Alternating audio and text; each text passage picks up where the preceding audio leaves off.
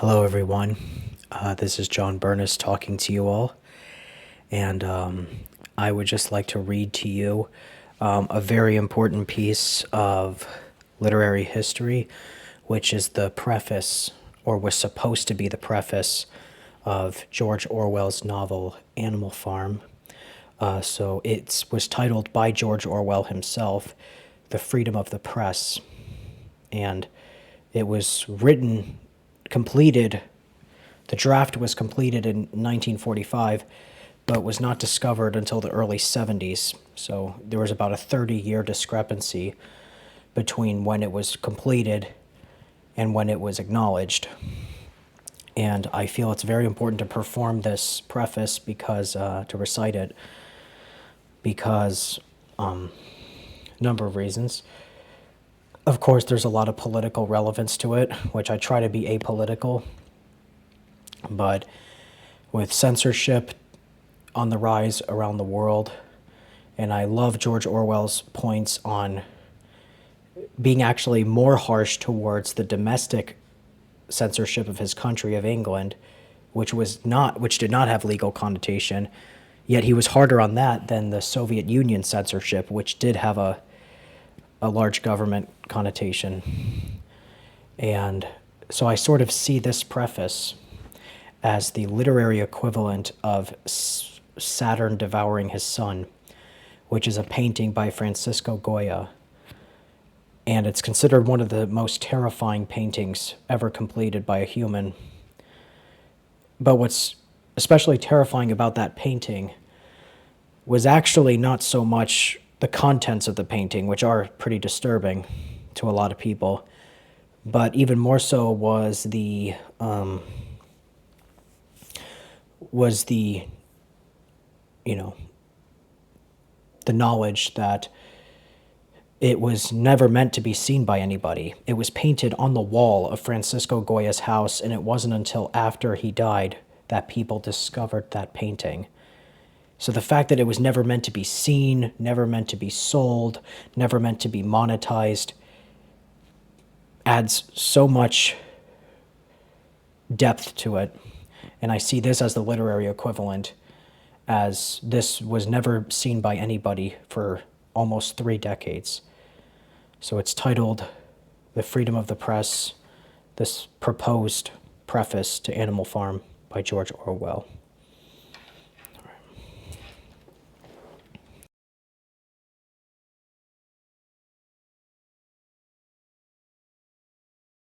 All right. Sorry. This book was first thought of, so far as the Central goes, in 1937, but was not written down until about the end of 1943. By the time when it came to be written, it was obvious that there would be great difficulty in getting it published, in spite of the present book shortage, which ensures that anything describable as a book will sell.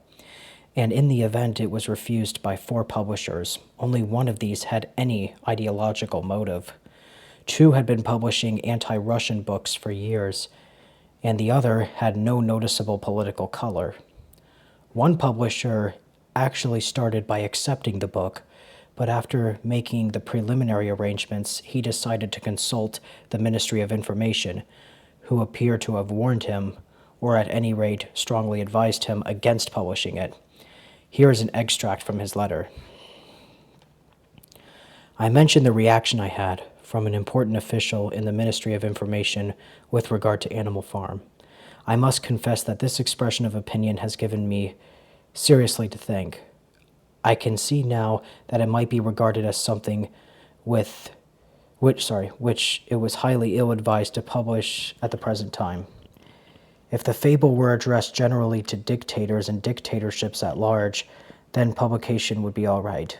But the fable does follow, as I see now, so completely the progress of the Russian Soviets and their 2 dictators, that it can apply only to Russia, to the exclusion of the other dictatorships. Another thing, it would be less offensive to the predominant caste if the fables were not pigs. I think the choice of pigs as the ruling caste will no doubt give offense to many people, and particularly to anyone who is a bit touchy, as undoubtedly the Russians are. This kind of thing is not a good symptom. Obviously, it is not desirable that a government department should have any power of censorship except security censorship, which no one objects to in wartime, over books which are not officially sponsored. But the chief danger to freedom of thought and speech at this moment is not the direct interference of the MOI or any official body. If publishers and editors exert themselves to keep certain topics out of print, it is not because they are frightened of prosecution, but because they are frightened of public opinion. In this country, intellectual cowardice is the worst enemy a writer or journalist has to face. And that fact does not seem to me to have had the discussion it deserves. Any fair-minded person with journalistic experience will admit that during this war, official censorship has not been particularly irksome. We have not been subjected to the kind of totalitarian coordination that it might have been reasonable to expect. The press has some justified grievances, but on the whole, the government has behaved well and has been surprisingly tolerant of minority opinions. The sinister fact about literary censorship in England is that it is largely voluntary. That's a key point. Unpopular ideas can be silenced and inconvenient facts kept dark without the need for any official ban. Anyone who has lived long in a foreign country will know of instances of sensational items of news, things which on their own merits would get the big headlines, being kept right out of the British press, not because the government intervened, but because of a general tacit agreement that it wouldn't do to mention that particular fact. So far as the daily newspapers go, this is easy to understand. The British press is extremely centralized, and most of it owned by wealthy men who have every motive to be dishonest on certain important topics. But the same kind of veiled censorship also operates in books and periodicals, as well as in plays, films, and radio. At any given moment, there is an orthodoxy, a body of ideas which it is assumed that all right-thinking people will accept without question. It is not exactly forbidden to say this, that, or the other, but it is not done to say it. Just as in mid-Victorian times it was not done to mention trousers in the presence of a lady, anyone who challenges the prevailing orthodoxy finds himself silenced with surprising effectiveness. A genuine, unfashionable opinion is almost never giving a fair hearing, either in the popular press or in the highbrow periodicals. At this moment, what is demanded by the prevailing orthodoxy is an uncritical admiration of Soviet Russia. Everyone knows this. Nearly everyone acts on it.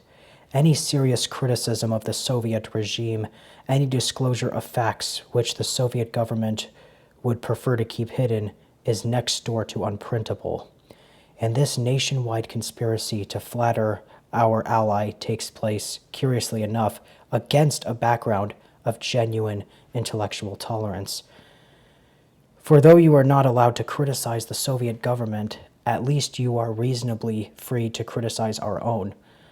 Hardly anyone will print an attack on Stalin, but it is quite safe to attack Churchill, at any rate in books and periodicals, and throughout 5 years of war, during 2 or 3 of which we were fighting for national survival, countless books, pamphlets, and articles advocating a compromise peace have been published without interference. More, they have been published without exciting much disapproval. So long as the prestige of the USSR is not involved, the principle of free speech has been reasonably well upheld. There are other forbidden topics, and I shall mention some of them presently. But the prevailing attitude towards the USSR is much of the most serious symptom.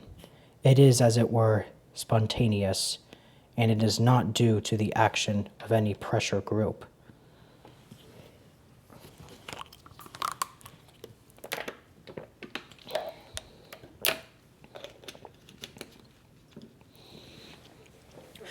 The servility with which the greater part of the English intelligentsia have swallowed and repeated Russian propaganda from 1941 onwards would be quite astounding if it were not that they have behaved similarly on several earlier occasions. On one controversial issue after another, the Russian viewpoint has been accepted without examination and then published with complete disregard to historical truth or intellectual decency. To name only one instance, the BBC celebrated the 25th anniversary of the Red Army without mentioning Trotsky. This was about as accurate as commemorating the Battle of Trafalgar without mentioning Nelson, but it evoked no protest from the English intelligentsia. In the internal struggles in the various occupied countries, the British press has in almost all cases sided with the faction favored by the Russians and libeled the opposing faction, sometimes suppressing material evidence in order to do so. A particularly glaring case was that of Colonel Mihailovich, the Yugoslav Chetnik leader. The Russians, who had their own Yugoslav protege in Marshal Tito, accused Mihailovich of collaborating with the Germans. This accusation was promptly taken up by the British press. Mihailovich's supporters were given no chance of answering it. The facts contradicting it were simply kept out of print. In July of 1943, the Germans offered a reward of 100,000 gold crowns for the capture of Tito, and a similar reward for the capture of Mihailovich. The British press splashed the reward for Tito, but only one paper, in small print, the reward for Mihailovich, and the charges of collaborating with the Germans continued. Very similar things happened during the Spanish Civil War. Then, too, the factions on the Republican side, which the Russians were determined to crush, were recklessly libeled in the English left-wing press. And any statement in their defense, even in letter form, was refused publication. At present, not only is serious criticism of the USSR considered reprehensible, but even the fact of the existence of such criticism is kept secret in some cases. For example, shortly before his death, Trotsky had written a biography of Stalin. One may assume that it was not an altogether unbiased book, but obviously it was sellable. An American publisher had arranged to issue it, and the book was in print. I believe the review copies had been sent out when the USSR entered the war. The book was immediately withdrawn. Not a word about this has ever happened in the British press, though clearly the existence of such a book and its suppression with a news item worth a few paragraphs. It is important to distinguish between the kind of censorship that the English literary intelligentsia voluntarily impose upon themselves, and the censorship that can sometimes be enforced by pressure groups. Notoriously, certain topics cannot be discussed because of vested interests.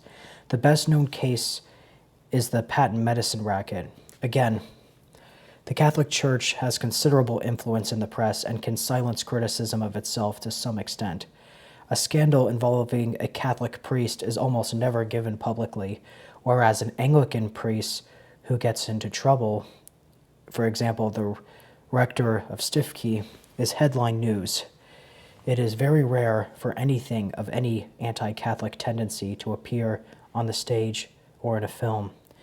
Any actor can tell you that a play or film which attacks or makes fun of the Catholic Church is liable to be boycotted in the press and will probably be a failure. But this kind of thing is harmless. At least it is understandable. Any large organization will look after its own interest as best it can. And overt propaganda is not a thing to object to. One would no more expect the Daily Worker to publicize unfavorable facts about the USSR than one would expect the Catholic Herald to denounce the Pope. But then, every thinking person knows the Daily Wire and the Catholic Herald for what they are. What is disquieting is that where the USSR and its policies are concerned, one cannot expect intelligent criticism, or even, in many cases, plain honesty from liberal writers and journalists who are under no direct pressure to falsify their opinions. Stalin is a sacrosanct, and certain aspects of his policy must not be seriously discussed. This rule has been almost universally observed since 1941, but it has operated to a greater extent than is sometimes realized. For 10 years earlier than that, throughout that time, criticism of the Soviet regime from the left could only obtain a hearing with difficulty. There was a huge output of anti-Russian literature, but nearly all of it was from the conservative angle and manifestly dishonest, out of date, and actuated by sordid motives. On the other side, there was an equally huge and almost equally dishonest stream of pro-Russian propaganda, and what amounted to a boycott on anyone who tried to discuss all-important questions in a grown-up manner.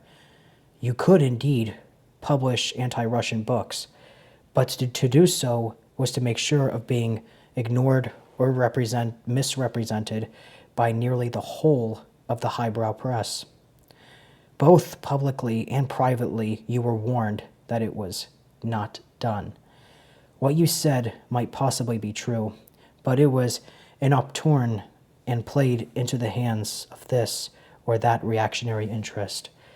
This attitude was usually defended on the ground that the international situation and the urgent need for an Anglo-Russian alliance demanded it, but it was clear that this was a rationalization.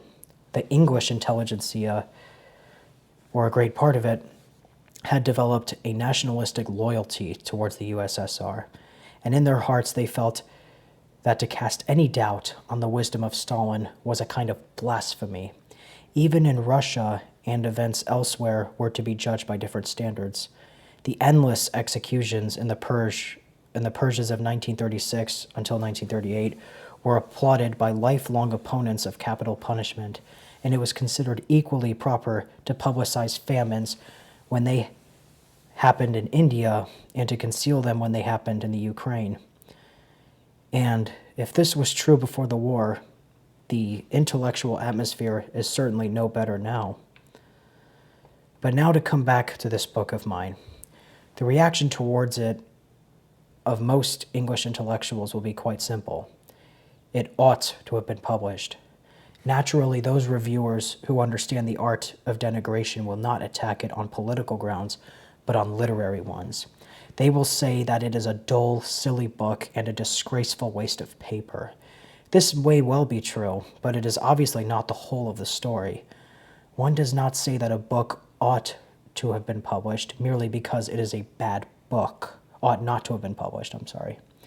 After all, acres of rubbish are printed daily and no one bothers. The English intelligentsia, or most of them, will object to this book because it traduces their leader and, as they see it, does harm to the cause of progress. If it did the opposite, they would have nothing to say against it.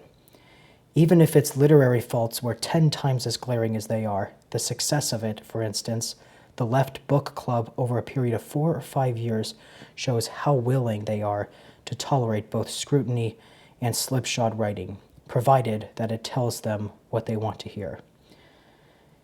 The issues involved here is quite a simple one, and every opinion, however unpopular, however foolish even, entitled to a hearing, put it in that form and nearly any English intellectual will feel that he ought to say yes, but give it a concrete shape and ask, how about an attack on Stalin? Is that entitled to a hearing? And the answer more often than not will be no. In that case, current orthodoxy happens to be challenged, and so the principle of free speech lapses. Now, when one demands liberty of speech and of the press, one is not demanding absolute liberty. There always must be, or at any rate, there always will be, some degree of censorship, so long as organized societies endure. But freedom, as Rosa Luxemburg said, is freedom for the other fellow. The same principle is contained in the famous words of Voltaire, "I detest what you say. I will defend to the death your right to say it." If the intellectual liberty, which without a doubt has been one of the most distinguishing marks of Western civilization, means anything at all, it means that everyone shall have the right to say and print what he believes is the truth, provided only that it does not harm the rest of the community in some quite unmistakable way. Both capitalist democracy and the Western versions of socialism have till recently taken that principle for granted. Our government, as I have already pointed out, still makes some show of respecting it.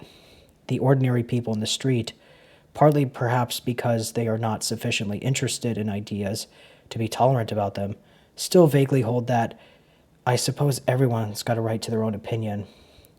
It is only, or at any rate it is chiefly, the literary and scientific intelligentsia, the very people who ought to be the guardians of liberty, who are beginning to despise it, in theory as well as practice. One of the peculiar phenomenon of our time is the renegade liberal. Over and above the familiar Marxist claim that bourgeois liberty is an illusion, there is now a widespread tendency to argue that one can only defend democracy by totalitarian methods. If one loves democracy, the argument runs, one must crush its enemies no matter what that means. And who are its enemies? It always appears that they are not only those who attack it openly and consciously, but those who objectively endanger it by spreading mistaken doctrines. In other words, defending democracy involves destroying all dependence of thought. This argument was used, for instance, to justify the Russian purges. The most ardent Russophile hardly believed that all of the victims were guilty of all the things they were accused of. But by holding heretical opinions, they objectively harmed the regime, and therefore it was quite right not to massacre them, but to discredit them by false accusations. The same argument was used to justify the conscious lying that went on in the left-wing press about the Trotskyists and other Russian minorities in the Spanish Civil War, and it was used again as a reason for yelping against habeas corpus when Mosley was released in 1943. These people don't see that if you encourage totalitarian methods, the time may come when they will be used against you instead of for you. Make a habit of imprisoning fascists without trial, and perhaps the process won't stop at fascists. Soon after the suppressed Daily Worker had been reinstated, I was lecturing to a working men's college in South London. The audience were working class and lower middle class intellectuals, the same sort of audience that one used to meet at left book club branches. The lecture had touched on the freedom of the press, and at the end, to my astonishment, several questioners stood up and asked me, did I not think that the lifting of the ban of the Daily Worker was a great mistake? When asked why, they said that it was a paper of doubtful loyalty and ought not to be tolerated in wartime. I found myself defending the Daily Worker, which has gone out of its way to libel me more than once. But where had these people learned this essentially totalitarian outlook? Pretty certainly they had learned it from the communists themselves. Tolerance and decency are deeply rooted in England, but they are not indestructible. It was perfectly right to intern Mosley, whether or not he had committed any technical crime. We were fighting for our lives and could not allow a possible Kissling to go free, to keep him shut up without trial. In 1943 was an outrage. The general failure to see this was a bad symptom. Though it is true that the agitation against Mosley's release was partly factitious and partly a rationalization to other discontents, but how much of the present slide towards fascist ways of thought to be traceable to the anti-fascism of the past 10 years and the unscrupulous it has entailed? It is important to realize that the current Russomania is only a symptom of the general weakening of the Western liberal tradition. Had the MOI chipped in and definitely vetoed the publication of this book, the bulk of the English intelligentsia would have been nothing disquieting in this. Uncritical loyalty to the USSR happens to be the current orthodoxy. And where the supposed interests of the USSR are involved, they are willing to tolerate not only censorship, but the deliberate falsification of history. To name one instance, at the death of John Reed, the author of 10 Days That Shook the World, first-hand accounts of the early days of the Russian Revolution. The copyright of the book passed into the hands of the British Communist Party, to whom I believe Reed had bequeathed. Some years later, the British communists, having destroyed the original edition of the book as completely as they could, issued a garbled version from which they had eliminated mentions of Trotsky and also omitted the introduction written by Lenin. If a radical intelligentsia had still existed in Britain, this act of forgery would have been exposed and denounced in every literary paper in the country. As it was, there was little to no protest. To many English intellectuals, it seemed quite a natural thing to do. And this tolerance, or plain dishonesty, means much more than the admiration for Russia. Happens to be fashionable at this moment. Quite possibly, that particular fashion will not last.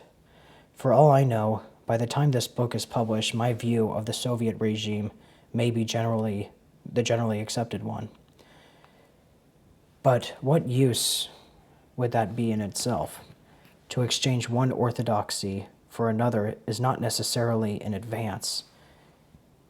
The enemy is the gramophone mind, whether or not one agrees with the record that is being played at the moment. I am well acquainted with all the arguments against freedom of thought and speech, the arguments which claim it cannot exist, and the arguments which claim that it ought not to. I answer simply that they don't convince me, and that our civilization over a period of 400 years has been founded on the opposite notice.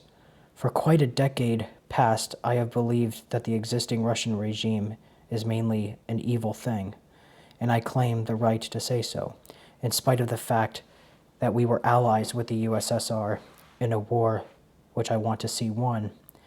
If I had to choose a text to justify myself, I should choose the lines of Milton, by the known rules of ancient liberty.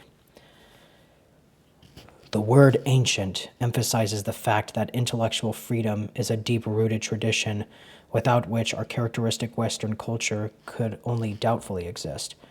From that tradition, many of our intellectuals are visibly turning away. They have accepted the principle that a book should be published or suppressed, praised or damned, not on merits but according to political expediency. And others who do not actually hold this view assent to it from sheer cowardice. An example of this is the failure of the numerous and vocal English pacifists who raise their voices against the prevalent worship of Russian militarism. According to those pacifists, all violence is evil, and they have urged us at every stage of the war to give in or at least make a compromise peace. But how many of them have ever suggested that war is also evil when it is waged by the Red Army?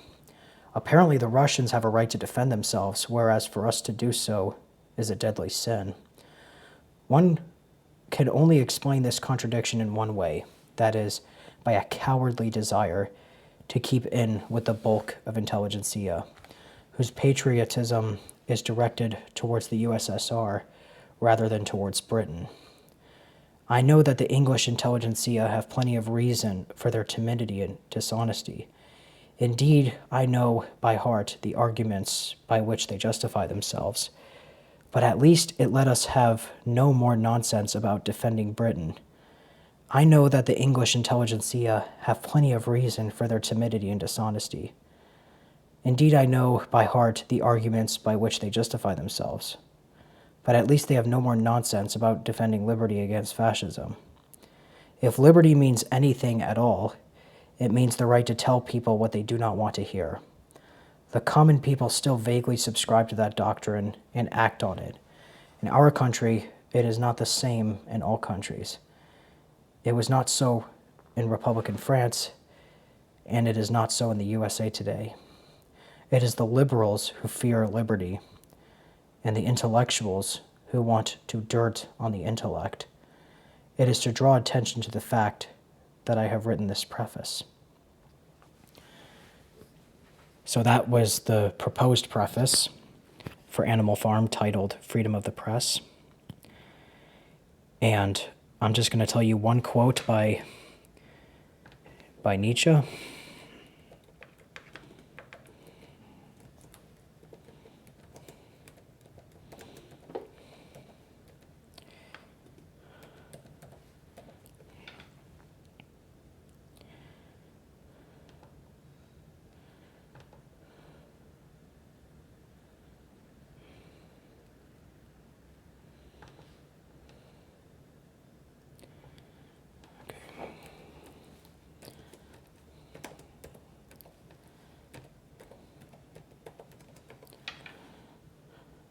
All right.